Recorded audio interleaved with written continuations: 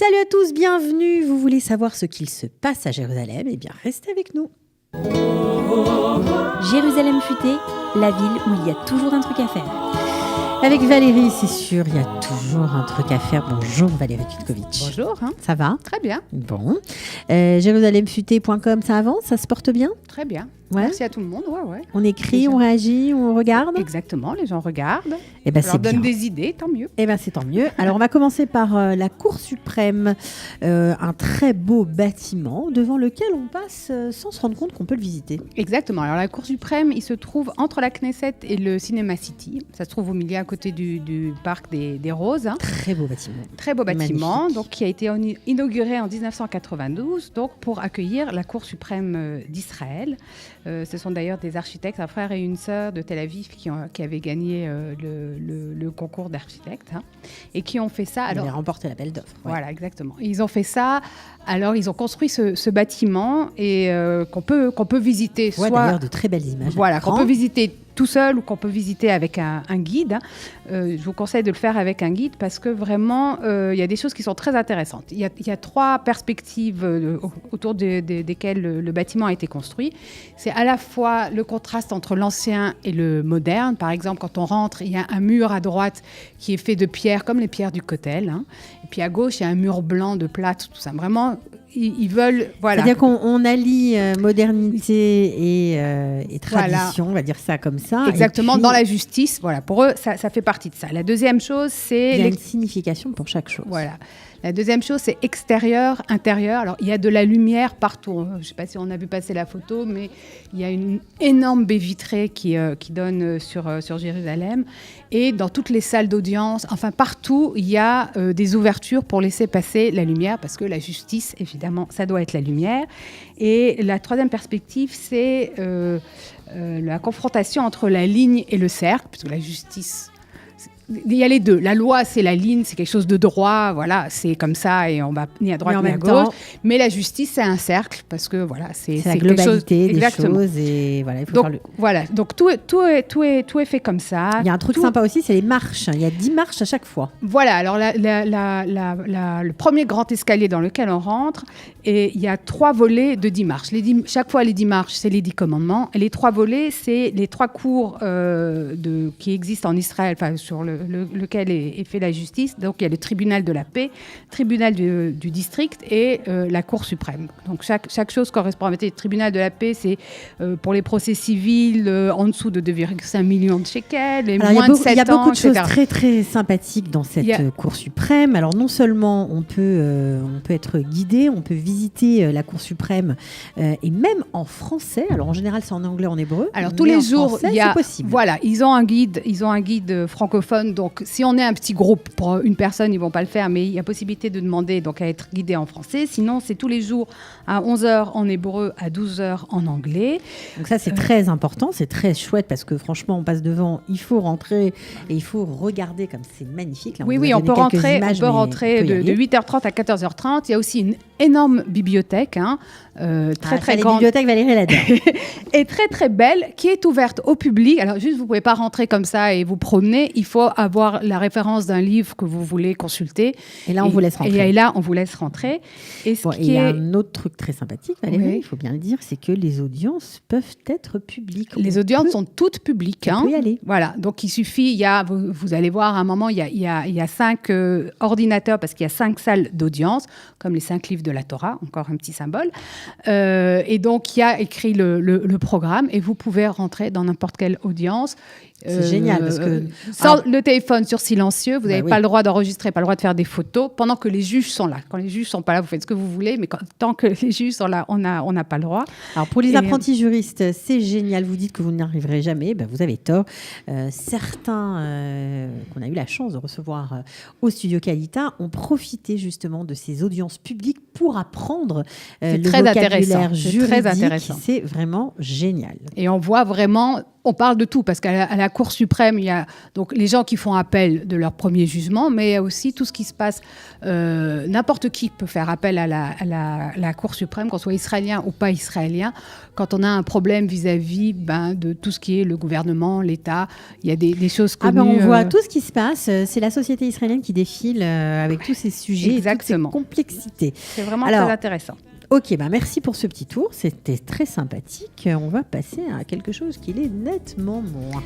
Mais utile, effectivement. Mais c'est pas fun, Valérie, c'est pas fun. Oui, mais bon. Mais il faut quand même, c'est les bons plans, c'est pas tout que fun. C'est pas que de la rigolade. Exactement. Bon, d'accord. Alors l'Arnona. L'Arnona, ça y est, c'est maintenant qu'il faut la payer. Si vous ne savez pas encore ce que ça veut dire l'Arnona, ça veut dire quoi, Valérie ?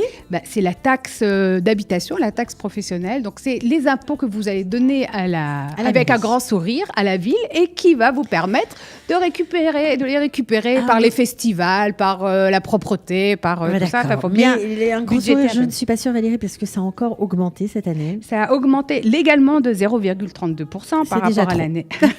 Ok. Alors, donc, en tous les cas, cette Arnona, vous devez la payer avant le 30 janvier 2019. C'est la Arnona pour 2018. Et sinon, vous payez des pénalités. Non seulement des pénalités, mais si vous êtes au Lechadash et que vous ne lisez pas très bien ce courrier, que vous le laissez traîner sur votre table, puis, je ne sais pas, dans un tiroir, puis bref, vous l'oubliez, vous risquez de voir vos comptes bloqués. Mais oui, ici, ils vont très très vite. Le fameux e-cool, on en parlera peut-être une autre fois. Vous pouvez vous retrouver avec une dette et avoir vos comptes bloqués parce que tout simplement, vous avez oublié de la régler. C'est bien dommage. Ouais, alors il y a 3 façons de la régler. Très simple. Voilà, dit comment éviter le e-cool. Voilà. Alors, soit vous décidez d'établir un prélèvement automatique. Vous allez donc payer en 12 mensualités, le premier de chaque mois. Vous pouvez faire une demande pour que ce ne soit pas le premier de chaque mois, mais que ce soit le 10. Là, je vous ai mis les liens. Il y a un formulaire en hébreu à remplir, donc avec vos coordonnées bancaires, etc., pour demander ce prélèvement. Sachez qu'une fois que vous l'avez fait, c'est reconduit automatiquement chaque année, à moins que vous demandiez à ce que ça s'arrête et à payer autrement.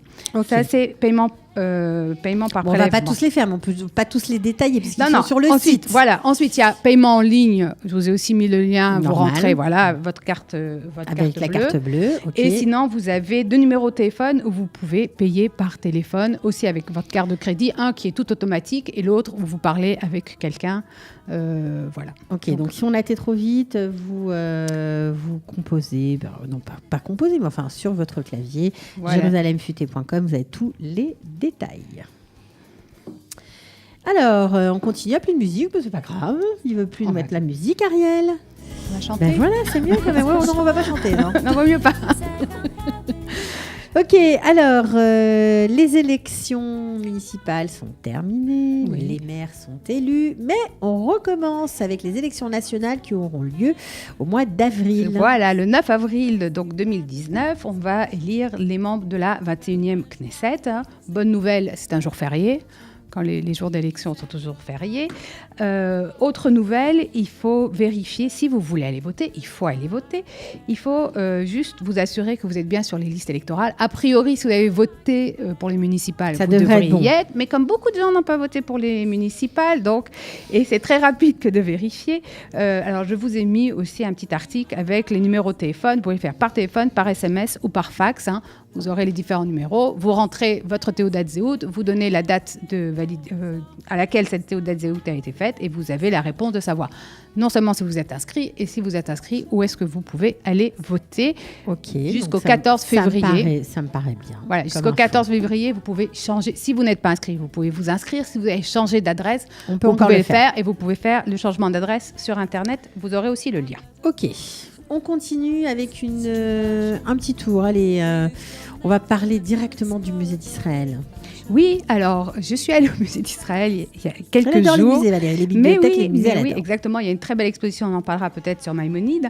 Et j'ai découvert avec grande joie, et j'en ai d'ailleurs profité, que le lundi et le jeudi à 11h au musée d'Israël, il y a un guide francophone qui attend gratuit, qui attend les visiteurs et qui donc, moi j'étais la seule, donc elle s'appelait Annette, elle était très très sympa et donc elle m'a dit qu'est-ce que vous voulez aller visiter, moi je vous accompagne où vous voulez, dans le musée où vous voulez. Exactement, à la Alors, section si qu'on vous veut. ne travaillez pas, si vous avez du temps, si vous êtes libre le lundi et les jeudis de 11h à midi, allez au musée d'Israël parce que c'est vrai que rentrer dans ce musée magnifique et avoir un guide qui nous explique ce qu'on voit. C'est vraiment toute la différence. Franchement, il y a eu Rien à des grandes voir. expositions, on n'avait pas le temps, donc on m'a dit je vous emmène voir 2-3 œuvres, je vous explique. Et puis après, vous regardez le reste tout seul, mais c'est vraiment génial d'avoir quelqu'un. Elle était très gentille, donc faites-le. Ok, on passe à l'agenda, Valérie. Alors l'agenda, avec cette semaine, une activité, en tout cas une semaine à ne pas rater parce que c'est la semaine israélienne de l'espace. Exactement, du 27 On va voler. Oui, on va essayer. Du 27 au 31 donc, janvier, dans tout Israël, c'est la semaine de l'espace. Donc, il y a dans toutes les médiathèques, et un peu dans tous les musées des sciences, etc. Il y a plein d'activités. Alors, à Jérusalem, ça se passe le 28 et le 29 janvier, de 16h à 21h, au musée des sciences Bloomfield. L'entrée est gratuite, profitez-en. Il y a des activités pour toute la famille. Alors là, je répète parce que franchement, il faut pas le rater. C'est génial. Ouais, C'est une super info, vous allez vous éclater. Vous pouvez y aller avec vos enfants, les papis, les mamies, tout le monde est bienvenu. Les parents, bien sûr. Alors 16h, 21h, sortez plutôt du boulot et emmenez vos gosses, ils vont adorer. Voilà, il y a des télescopes, il y aura un planétarium gonflable, il y a des planétariums gonflables, on peut regarder les étoiles. Voilà, des constructions de systèmes solaires, il y a des jeux à faire en famille, des conférences, enfin il y a un très grand programme. Hein. Allez voir sur le site de la musée. C'est 2 jours seulement, mais il ne faut pas les rater. Ouais, et le musée est gratuit. Donc souvent, quand on y va avec plusieurs enfants, au moins là, on en profite. Hein. Voilà, j'imagine que ça va être bondé, mais en tout cas, un chouette programme en perspective. Alors, on va finir en chanson, ça me paraît bien. Oui, mais pas nous. Hein. Enfin, pas que nous, on chante. Nous, on ne chante pas, mais on vous propose d'aller chanter. Voilà, c'est pas mal. Voilà, alors à la Tahana Rishona, la première gare, le jeudi 31 janvier, il y aura une soirée où on peut chanter tous ensemble. Alors à 20h15, ça sera un spécial chanson de Idan Reichel. Idan Reichel. Voilà, tu le prononces mieux que moi. Et à 21h, c'est Hashomer Hadasha. Hashomer Hadash. Ok. D'accord. Ah oui, un Hadash, qui donc proposera de chanter les plus grands tubes israéliens. Donc il y a un micro à votre disposition. C'est open mic en fait, voilà, ce soir-là, la chanter. Tahana Rishona, 31 janvier. Donc si vous avez l'âme chantante, allez-y. Hein. Exactement. Lâchez-vous en hébreu, c'est un bon exercice aussi. Puis c'est un quartier tellement sympathique. Vous pouvez il y a plein d'autres choses à faire dans les alentours. Un verre, manger, vous balader, faire du vélo. Bref, vous pouvez faire plein de choses. Merci Valérie. De rien. C'était sympathique cette petite, ces petits conseils que tu nous as donnés. Bon, la Arnona, j'ai pas trop aimé, mais enfin bon, c'est la vie. C'est comme ça. Merci. Ciao. Jérusalem futée, la ville où il y a toujours un truc à faire.